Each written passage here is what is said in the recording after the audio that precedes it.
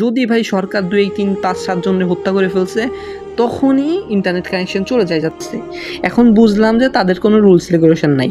কেন রে ভাই, তোমার কি মানে যে পুলিশ আছে, তোমার যে আর্মি আছে, তোমার যে র্যাব আছে, তোমার যে বিজিবি আছে, তাদের কি রুলস রেগুলেশন নাই? আসসালামু আলাইকুম প্রিয় ভাই ও বোনেরা, আশা করি আপনারা সবাই ভালো আছেন।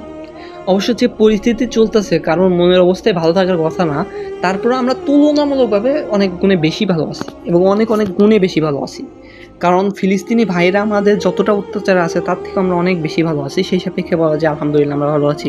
যতই আমাদের উপর নির্যাতন চলুক না কেন, আমরা ওই তুলনায় অনেক ভালো আছি। তো যাই হোক, আজকে আসলে ধারাবাহিকভাবে আপনারা দেখতে পারবেন যে কীভাবে চেইন আকারে ঘটনাগুলো ঘটতেছে বা পরিকল্পনা ঘটনাগুলো ঘটতেছে। তো বিষয়টা নিয়ে আমি আলোচনা করব। তো আমি এখানে 2টা কথা বলি, যে আমি এখানে 2টা শব্দ ইউজ করব। এক হচ্ছে গিয়ে শহীদ, আর এক হচ্ছে গিয়ে তাগুত। এই 2টা কথা আমি ইউজ করব। এখন আমি 2টা প্রকার কথার ব্যাখ্যা দিই। আমি শহীদ কথাটা কেন ইউজ করবো, যেহেতু এটা ইসলামিক কথা। এটা তাই শহীদ কথা ইউজ করব, কারণ শহীদ কাদের বলা হয়? যারা ইসলামের পক্ষে লড়তে গিয়ে শহীদ হয়, যারা নিজের অধিকার আদায় করতে যেয়ে শহীদ হয়, যাদেরকে অন্যায়ভাবে হত্যা করা হয়, তারাই শহীদ। এখন যদি তাদের মধ্যে ঈমান থেকে থাকে তো। আর তাগুত কথাটা কেন ইউজ করবো? তাগুত কারা? তাগুত হচ্ছে কি সেই যে আল্লাহর আইনের বিরুদ্ধে গিয়ে নতুন আইন তৈরি করে দেশ চালায়, তাকেই তাগুত সরকার বলা হয় বা তাকেই তাগুত বলা হয়। তো এই 2টা কথা আমি ইউজ করব। তো 2টা কথা অবশ্য মানে বলা যায় যে আসলে 2টা কথা বলার মতনই কথা। আচ্ছা, যাই হোক, তো যে বিষয়টা নিয়ে আসলে মূল কথা, যে কোঠা আন্দোলন। ভাই, কোঠা আন্দোলন এটা বড় কোনো আন্দোলন ছিল না, এটা সাধারণ একটা আন্দোলন ছিল। ছাত্রছাত্রীরা মানে নিজেদের অধিকার আদায়ের জন্য বলতেছিল যে আমরা এত পড়ালেখা করে কি করব, আমরা যদি চাকরির ক্ষেত্রে যে আমরা যদি বাদই পড়ে যাই, তো এই জন্য কোঠাটারে কমাই দাও। ভাই, একটা জিনিস বলছেন যে আমাদের বাংলাদেশে 16 কোটি মানুষ, নাই কোঠার মানুষ কতজন হবে? নাই 1 কোটি কোঠার মানুষ হবে, আর 15 কোটি তো সাধারণ পাবলিক, তাই না? তো একটা জিনিস বোঝেন, কোটি মানে 1 কোটি মানুষ 60% চাকরি নিয়ে যাচ্ছে, 1 কোটি মানুষ, আর 15 কোটি মানুষ 40% চাকরি নিচ্ছে। এটা কোন ধরনের মানবিক মানে কথা বা মানবিক আইন বলা যায় এটাকে? তো এইটার বিরুদ্ধে সাধারণ স্টুডেন্টরা কথা বলছে যে আমাদের কোঠাটারে বাতিল করে দাও, যাতে বা সংস্কার করে দাও। বাতিল কথাটা বলছে প্রথমে, পরবর্তী বলছে সংস্কার করে দাও, 5% 20% মতন করে দাও, আমরা বাকিটা আমরা সাধারণ পাবলিকে চাকরি টাকরি করে খাই, তাই না? এমনই তো ছিল কথাটা। তো যখন এরকম বলা হয়েছে, তখন তুমি কি করলা? তুমি এসে বললা যে মেধাবীরা মানে মুক্তিযোদ্ধার নাতি নাতি মেধাবী না, মেধাবী রাজাকাররা নাকি? তাহলে যারা মেধাবী স্টুডেন্ট আছে, যারা মুক্তিযোদ্ধার নাতি না, তারা কি রাজাকার? এই জন্য স্টুডেন্টরা কি বললো যে আমরা তাহলে রাজাকার, তোমরা কি আমরা কে? রাজাকার। তোমার আবার কথাটা পছন্দ হয় নাই, যে তোমার পক্ষে কথার বিরুদ্ধে গেল, মানে আমাদের প্রিয় তাগুত সরকারের কথার বিরুদ্ধে গেল, ওনার আবার কথাটা পছন্দ হয় নাই। এখন ওনার পছন্দ না হইলে উনি কী করলো? ওনার যে পোষা কুত্তা বা যে দলটা আছে ছাত্রলীগ, তাদেরকে নামাই দিল সাধারণ শিক্ষার্থীদেরকে মারার জন্য, যাদের হাতে একটা লাঠি একটা ইটও ছিল না কখনো। তারা একটা ব্যালট পেপার নিয়ে দাঁড়াইছিল যে আমরা কোঠার চাই, তাদের উপর তুমি লেলাই দিলা, তাদেরকে মারলো। যখন তারা পরবর্তীতে প্রতিরক্ষা করলো, তখন দেখলো না, আমার ছাত্রলীগ তো পারতেছে না, এখন ছাত্রলীগকে প্রোটেকশন দেওয়ার জন্য কিছু একটা লাগবে। কি লাগবে? এখন পুলিশে সে কাজে লাগাইলো। বোঝেন যে কোঠার সাধারণ একটা কথা নেই, উনি ছাত্রলীগ পিছনে লাগাইছে, এরপর পুলিশ লাগাইছে। যখন দেখতেছে যে না, পুলিশেও পারতেছে না, পুলিশেও তো মায়ের খাচ্ছে, এখন কি করতে হবে? এখন আমার র্যাব নামাইতে হবে।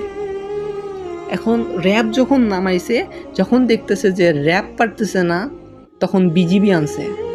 বিজিবি, বর্ডার গার্ড, বিজিবি আনছে। এখন দেখতেছে বিজিবিও পারতেছে না, এখন ভাই সেনাবাহিনী নামাইছে। সাধারণ একটা কোঠারে নিয়ে সেনাবাহিনী পর্যন্ত গড়ায় চলে গেছে। কেমনে সম্ভব? এটা একটা মানে বিকৃত মানসিকতার মানুষ ছাড়া এটা কিভাবে করতে পারে? মানে কিভাবে ধারাবাহিকভাবে গেছে দেখেন ভাই, যে সাধারণ পাবলিকরে ছাত্রলীগ দিয়ে মারাইছে, ছাত্রলীগে পারে নাই, ছাত্রলীগের উপর ছাত্রছাত্রীরা উল্টা হামলা করছে, মানে নিজের আত্মরক্ষার ক্ষেত্রে হামলা করছে। এরপর কি করছে? পুলিশ নামাইছে, পুলিশে ডাইরেক্ট গুলিগালা করছে। পুলিশে যখন পারতেছে না, তখন বিজিবি আনছে, বিজিবি যখন পারতেছে না, র্যাব আনছে, র্যাব থেকে এখন সেনাবাহিনী চলে গেছে। এর খপে অনেক বাহিনী করছে। 17 তারিখ পর্যন্ত 6 জন মারা গেছে। এখন 17 তারিখে কি হয়েছে? ইন্টারনেট কানেকশন চলে গেছে। আবার আজকে 18 তারিখ, আজকে যতটুকু পর্যন্ত আমার ইন্টারনেট কানেকশন ছিল ততটুকু পর্যন্ত দেখলাম যে আজকে 42 জন মতন ভাই শহীদ হয়েছে। তো ভাই এইটা যদি বলেন যে না ইন্টারনেট কানেকশনের সাথে আমাদের তাগুত সরকারের কোনো হাত নাই, তাইলে আমি বিগত বছরের কথা মনে করাই দিব যে কয়বার ভাই এই আন্দোলনগুলো হয়েছে, হোক সেটা জামাতি আন্দোলন বা যে কোনো আন্দোলন হোক না কেন, যদি ভাই সরকার 2 3 5 7 জনের হত্যা করে ফেলছে তখনই ইন্টারনেট কানেকশন চলে যায়, যাতে এইগুলো ধামাচাপা করে যায়। কারণ ভাই আমাদের বাঙালির তো একটা ব্রেন মাইন্ডসেট আছে যে একটা ইস্যু 2 3 দিন পর ভুলে যাব। একইভাবে এইভাবে 2 3 বার কাজে লাগাইছে, এবারও ঠিক একই কোয়ালিটিতে কাজে লাগাইছে। 16 তারিখে যখন 17 তারিখে যখন 6-7 জন মারা গেল তখন ইন্টারনেট কানেকশন অফ। আজকে 18 তারিখ যখন 40 জন মারা গেল তখন আমাদের ওয়াইফাই কানেকশনটাও অফ। এখন আমাদের নেট কানেকশনের কোনো সিস্টেমই নাই বললেই চলে। মানে কীভাবে আমরা নিউজগুলো জানবো? আরও এখন মন নতুন করে মারবে আমাদের ভাইদেরকে, মন নতুন করে শহীদ করবে, এটাই তো তার হচ্ছে চিন্তা ভাবনা। তো বুঝলাম ভাই এইখানে ছাত্রলীগের কোনো হাত টাত নাই, তারা নিষ্পাপ, তাদেরকে ওইভাবে আসলে হুকুম দেওয়া হয় নাই যে তুমি যে তাদেরকে ছাত্রদের উপর হত্যা করো, মানে ছাত্রদেরকে মারো, তারপরেও তারা মারছে। এখন বুঝলাম যে তাদের কোনো রুলস রেগুলেশন নাই। কেন রে ভাই, তোমার কি মানে যে পুলিশ আছে, তোমার যে আর্মি আছে, তোমার যে র্যাব আছে, তোমার যে বিজিবি আছে, তাদের কি রুলস রেগুলেশন নাই? তারা কোনো ছাত্রছাত্রীদের হত্যা করবে? সাধারণ ছাত্রছাত্রী সাধারণ একটা বিষয় নিয়ে কথা বলছে, নিজের অধিকার আদায় নিয়ে কথা বলছে, তোমার র্যাব তোমার পুলিশ তুমি কেন এইগুলারে লেলাই দিলা পিছনে? কি আর বলবো, এর থেকে দুঃখজনক বিষয় ভাই আপনারা দেখতে পাচ্ছেন যে পরিকল্পিতভাবে একটা বিষয় আসছে। পুলিশ থেকে র্যাবে গেছে, র্যাব থেকে বিজিবি থেকে সেনাবাহিনীতে, দেখছেন কিভাবে প্রত্যেকটা নিয়ন্ত্রণ করে কিন্তু আমাদের মাস্টার মাইন্ড, আমাদের মানে কি বলবো তাগুদ আপা। আর ভাই নারী নেতৃত্ব ইসলামে পুরোপুরিভাবে হারাম। রাসূল সাল্লাল্লাহু আলাইহি ওয়াসাল্লাম বলছেন যে জাতি নারী নেতৃত্বের নিচে আছে সেই জাতি কখনো উন্নত করতে পারবে না। এখন হচ্ছে গিয়ে পরিকল্পিতভাবে বিষয়গুলো চালাচ্ছে। এখন মানে ইন্টারনেট কানেকশনটাও নিছে, তার আসলে এইখান থেকে বোঝা যায় যে তারা প্ল্যানকৃতভাবে এভাবে শিক্ষার্থীদের উপর অত্যাচার চালাচ্ছে। তো আমরা আসলে ইসের বাইরে যারা আছি তারা আমরা শিক্ষার্থীদের জন্য অসংখ্যভাবে দোয়া করব, আর যারা যতটুকু সামর্থ্য আছে ওইটা নিয়ে আমরা এগিয়ে যাব, ওইটা নিয়ে আমাদের ভাইদেরকে সহযোগিতা করব।